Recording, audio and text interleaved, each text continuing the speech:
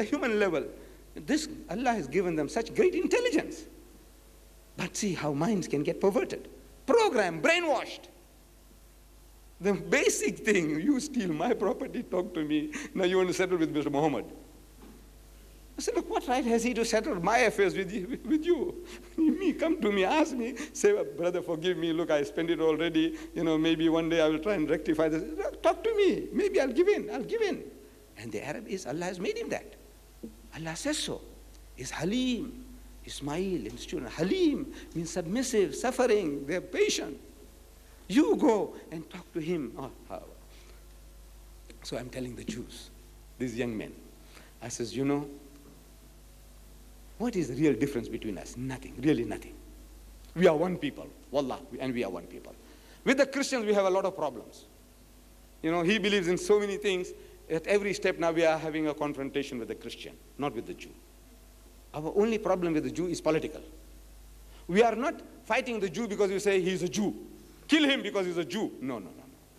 We say, look, you stole my land. Give me back my land. This is the fight. It's about land. It's not about religion, not about race. Kill the Jew because he's a race, different race. No. The Arab never thought like that. They said, look, this is my land. Give my land back to me. It's a political war. With the Christian is ideological, theological. So at every step we have a confrontation with the Christian, not with the Jew. Our only confrontation is land. So I says, this problem is easy of solution. Solve it easy. And you seem like a madcap. When you say, look, what? The best brains in the world can't solve it, and you say easy? I said, it's easy. I say it's very easy to solve. Allah says so. وَآمِنُوا بِمَا أَنزَلْتُ مُصَدِّقًا لِمَا مَعَكُمْ وَلَا تَكُونُوا أَوَّلَ كَافِرٍ بِهِ وَلَا تَشْتَرُوا بِآيَاتِي ثَمَنًا قَلِيلًا وَإِيَّايَ فَاتَّقُونِ. Believe in me. Believe in me. If you وَإِيَّايَ فَارْحَبُونَ, and fear me and me alone. In other words, do right. Fearing Allah means you do what Allah tells you to do. Do justice, and you have nothing to fear. Be just. So I said, look, we are one people. In our moral law, we are one. In our concept of the divinity, we are one. In our ceremonial law, we are the closest. We are one people, coming from Father Abraham, Ismail and Ishaq and his children. And we have now inherited the religion through Hazrat Ismail, through our Nabi Karim. So mentally, we are also become Semites. Though we may be in Aryans at home, my people, we are Aryans. But mentally, I'm a Semite. I'm like the Arab. We Muslims are all one, thinking alike. When a Muslim gets hurt in the Middle East, it's hurting us all. What for? We are not Arabs. But no, it hurts us because they are my people. They are my brothers. Anything happens to a Muslim in China, it hurts us. They are my brothers. It's hurting us. In India, same thing. My brothers, it's hurting us. Racial barriers are gone. So I said, we must become one people. There's really no difference. The only difference is the label. You got a wrong label on. See? The label, change the label. You say you are a Jew. Yes, become Muslim, because we are believing in the same things. I says, the Arab world is sick. The world is sick, the Arab world. It is a sick body. Then it needs a new heart. And I say, you are that new heart. But we know from Chris Barnard's experience here in the Khurutskir, that when they put a new heart into an old body, the body is fighting against the heart because it knows the way Allah Bari Ta'ala has made it, that this is the foreign thing in the body, different cellular construction. So the body starts fighting the heart. If the heart dies, the body dies, but the body doesn't know. It wants to kill the heart because this is a foreign element. There's a fight going on. So they drug the person. So the fight is less. Allow the body to get acclimatized to that new heart. This is the system that they work on. The body of the Arab world is sick. It needs a new heart, and you are that new heart. Without them there now, all these improvements that are taking place wouldn't take place at all. They're still smoking that hookah for the next 1,000 years and passing their time. It's the Jew that's waking them up. Without the Jew, we would have been sleeping still. The Arab world needs it. But the body is going to fight, rebel, because this cellular construction of the heart is different from that of the body. This is how it works. So I said, now look, your cellular construction of your heart, the heart there in the Middle East, is Jew, Jew, Jew, Jew, Jew. The body cellular construction is Muslim, Muslim, Muslim, Muslim, Muslim. So you change this cellular construction to Muslim and the heart will accept. The body will accept. Simple as that. And there is no copyright on the label. Have you got a copyright? That I'm a Muslim, nobody else must say he's a Muslim because he's a Chinese, he's an Eskimo, he can't say he's a Muslim. Have you got a copyright? No, so we have no copyright. You can use it. So I said, look, it's so easy as that. In other words, become Muslims. We are one people, we think alike, become Muslims. Problem is solved. So at question time, the young men Jews, I enjoy talking to them. Wallah, I enjoy. The Jewish audiences I enjoy most. They give you a good fight. And I like a good fight. But they are fair. The student, he is coming out head on.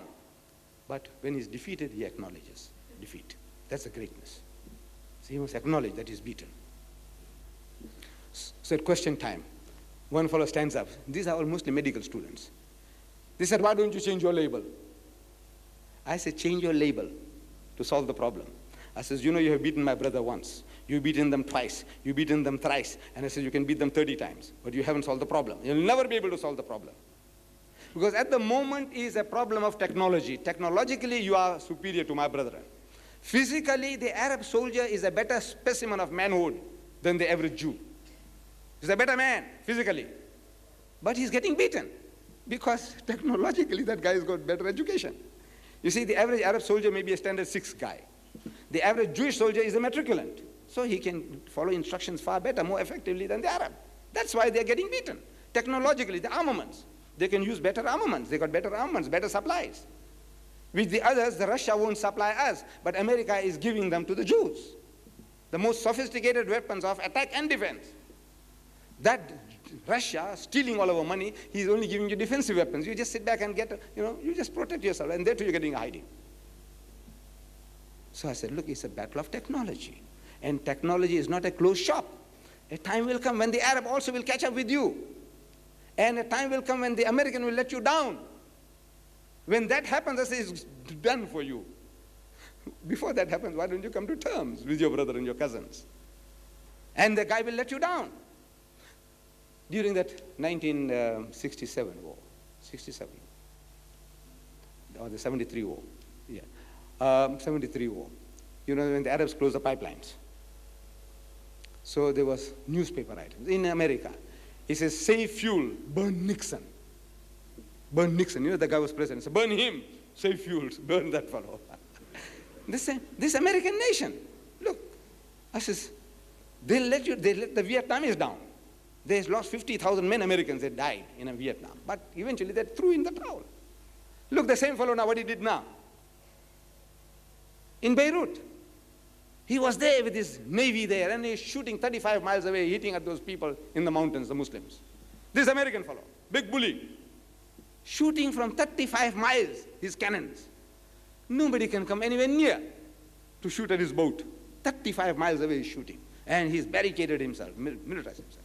One Muslim did the job, one man. That one man did the job. He chased the whole American Navy, one man.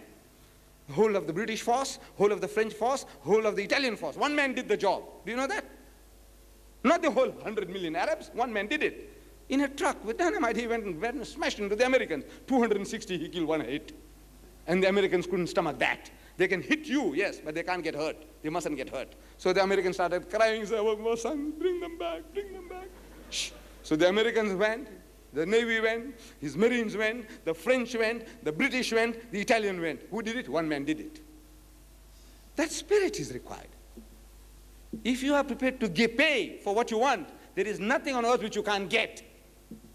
This is the law of Allah. You give what you are supposed to pay for what you want, and you can get it. One man can chase a whole. This atom bomb is nothing. What is atom bomb against the mind of man? Where is the atom bomb? Where is the atomic plants? No, you can destroy it. They're barricading the White House now in Washington. Do you know that? Is this mentality they're barricading against? Is look, shh, these guys are too dangerous now. They know now how to hit. So I said, look, Let's come to terms. You beat my brothers 3 times. You beat them 30 times, but you haven't solved the problem. They can afford to keep on coming back 100 times. But if you lose once, I say it's done for you. Only once. You have to lose only once. And you are wiped out for good. Why wait for that? Why don't you come to terms?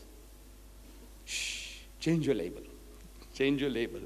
So this questioner says, why don't you change your label? I said, I'm a young man. I like that. You see, he's coming for a fight. So I said, look, I don't mind. I don't mind changing my label. But I said, when I want to change my label, you're going to put hurdles in my way.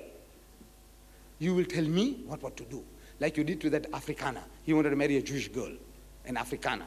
So they said, you must learn Hebrew. So he learned Hebrew. And you must learn all the laws of the Talmud and the Mishnah and the Torah. He mastered all that. Then he says in the Sunday Times, there was an article with this picture, he said, and at the age of 23, I was painfully circumcised to become a Jew. Of course, they don't have to do it to us. We are already circumcised. But now, so I said, but that guy is still a third-grade Jew. In your mind, he's still a third-grade Jew. Let's say I succeed. First thing, you don't want a black man. The white man, willy-nilly, because your daughter is running away, you want to convert him. All right. But me, you don't want really. You don't want me. But suppose I succeed in going through all the hurdles and you convert me to become a Jew. I said, what have you achieved? I said, how many are you in the world today? So somebody said, we are about 12 million then. They are about 15 million now. 12 million. I said, all right. So if we become 12 million in one, me also become a Jew. It's 12 million in one. But I said, if you change your label, we are 700 million then. We are 1,000 million now. I said, we are 700 million. I said, we become 700 million in one. Can't you see the difference? I said, you're a businessman. You as a businessman, you know that if you have a product for which you have a market of 12 million pounds of 5 Roses tea, for example. You change the label and you get 700 million people to buy. You are a bloody fool, I said, if you don't change your label.